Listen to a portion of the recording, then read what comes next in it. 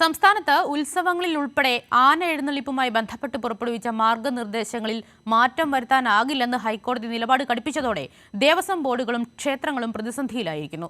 ചരിത്രപ്രസിദ്ധമായ തൃശൂർ പൂരം ഉൾപ്പെടെയുള്ള പൂരങ്ങളെയും വരും മാസങ്ങളിൽ ആരംഭിക്കുന്ന ക്ഷേത്ര ഉത്സവങ്ങളെയും ഹൈക്കോടതി ഉത്തരവ് സാരമായി ബാധിക്കും. അതേസമയം വിഷയത്തിൽ സർക്കാരിന്റെ അടിയന്തര ഇടപെടൽ വേണമെന്ന ആവശ്യവുമായി ദേവസ്വങ്ങൾ രംഗത്ത് എത്തിയിരിക്കുകയാണ്. സംസ്ഥാനത്ത് ഉത്സവങ്ങളിലും പൂരങ്ങളിലും മറ്റ് ആഘോഷ ചടങ്ങുകളിലും ആനകളെ എഴുന്നള്ളിക്കുന്നതുമായി ബന്ധപ്പെട്ടാണ് നേരത്തെ ഹൈക്കോടതി കർശന മാർഗനിർദ്ദേശങ്ങൾ പുറത്തിറക്കിയത്. ഇതിനെതിരെ വിവിധ ദേവസ്വം ബോർഡുകൾ കോടതിയെ സമീപിച്ചുവെങ്കിലും വിവിധ അഭിപ്രായ പ്രകടനങ്ങൾ ഉയർന്നുവെങ്കിലും ഹൈക്കോടതി മാർഗനിർദ്ദേശങ്ങളിൽ ഇളവ് വരുത്താൻ തയ്യാറായിട്ടില്ല. സംസ്ഥാനത്ത് ഉത്സവങ്ങളിൽ ഉൾപ്പെടെ ആന എഴുന്നള്ളിപ്പുമായി ബന്ധപ്പെട്ട് പുറപ്പെടുവിച്ച മാർഗനിർദ്ദേശങ്ങളിൽ മാറ്റം വരുത്താനാകില്ലെന്ന് കഴിഞ്ഞ ദിവസമാണ് ഹൈക്കോടതി നിലപാട് കടുപ്പിച്ചത്.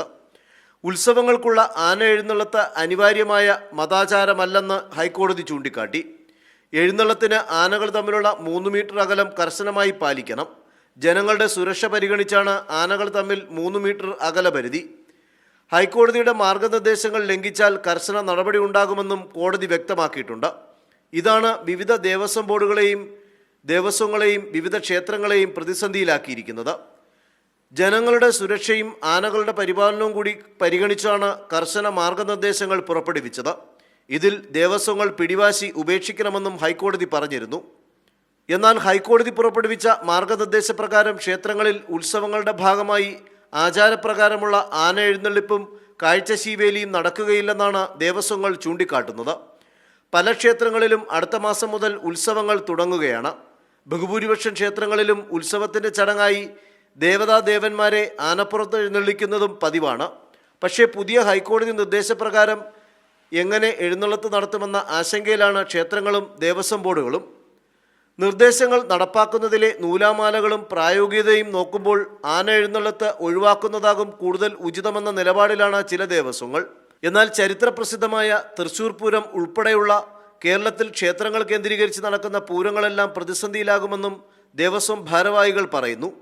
പൂരത്തിൽ നിന്നും ആഘോഷമെന്നുള്ള വാക്ക് ഇനി എടുത്തു കളയേണ്ടി വരും. കോടതി ഉത്തരവിൻ്റെ അടിസ്ഥാനത്തിൽ തൃശൂർ പൂരം ഒരു ശീവേലിയായി മാറുമെന്നും തിരുവമ്പാടി ദേവസ്വം സെക്രട്ടറി ഗിരീഷ് കുമാർ പറയുന്നു. അനിവാര്യമല്ല എന്ന് കോടതി ഇങ്ങനെ പറഞ്ഞു കഴിഞ്ഞാൽ അത് കൂടുതൽ വർഷം ഒരു ആനയെ ചടങ്ങുമായി മുന്നോട്ട് പോയാൽ അതൊരു മതത്തിൻ്റെ അനിവാര്യ ഘടകമല്ല എന്ന് പറയുന്നു കോടതി. ബഹുമാനപ്പെട്ട ഹൈക്കോടതി ഇങ്ങനെ പറയുമ്പോൾ അതിനെക്കുറിച്ചൊന്നും എനിക്ക് പറയാനില്ല. 200 ചില്ലാൻ വർഷമായി തൃശ്ശൂർ പൂരം നടന്നുകൊണ്ടിരിക്കുന്നു. അതെല്ലാം ആചാരത്തിൻ്റെ ഭാഗമല്ല, അനിവാര്യമല്ല എന്ന് ബഹുമാനപ്പെട്ട കോടതി പറയുകയാണെങ്കിൽ അത് എന്താണ് എനിക്കതിൽ പറയേണ്ടത് എനിക്കറിയില്ല.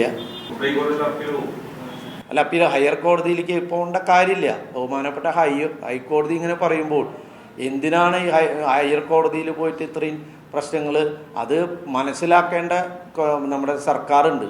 ആ സർക്കാരിൽ ഇടപെട്ട് വിഷയത്തിൽ സംസ്ഥാന സർക്കാർ അടിയന്തരമായി ഇടപെട്ട് കാര്യങ്ങൾ കോടതിയെ ധരിപ്പിക്കണമെന്നും അദ്ദേഹം ആവശ്യപ്പെട്ടു.